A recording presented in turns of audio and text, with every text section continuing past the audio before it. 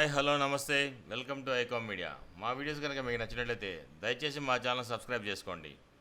Energetic star Ram Pothineni హీరోగా, young heroine Kavya Thapar హీరోయిన్గా, mass and dashing దర్శకుడు పూరి జగన్నాథ్ తెరకెక్కించిన లేటెస్ట్ చిత్రమే డబుల్ స్మార్ట్. పూరి కాంబినేషన్లో వచ్చిన గత సినిమా ఇస్మార్ట్ శంకర్ మంచి హిట్ అయ్యింది. దీంతో పార్ట్ 2 కూడా ఆ రేంజ్లో రాణిస్తుందని అంతా అనుకున్నారు. కానీ ఈసారి మాత్రం పూరి కొంచెం డిసప్పాయింటే చేశారు. అయినా కూడా మొదటి రోజు ఈ చిత్రం వసూళ్లు గట్టిగానే వచ్చినట్టుగా ఇప్పుడు తెలుస్తుంది. పిఆర్ నెంబర్స్ ప్రకారం డబుల్ స్మార్ట్ మొదటి రోజు వరల్డ్ వైడ్గా 12.45 కోట్ల గ్రాస్ను అందుకుంది. మొత్తం ఏరియాల వారీగా డీటెయిల్స్ చూస్తే నైజాం 2.49 కోట్లు, సీడెడ్ 90 లక్షలు, ఉత్తరాంధ్ర 76 లక్షలు, తూర్పుగోదావరి 44 లక్షలు, వెస్ట్ గోదావరి 23 లక్షలు, గుంటూరు 70 లక్షలు, కృష్ణా 38 లక్షలు, నెల్లూరు 20 లక్షలు. ఇలా మొదటి రోజు తెలుగు రాష్ట్రాల్లో మొత్తం 6.10 కోట్ల షేర్ని డబుల్ స్మార్ట్ అందుకుంది.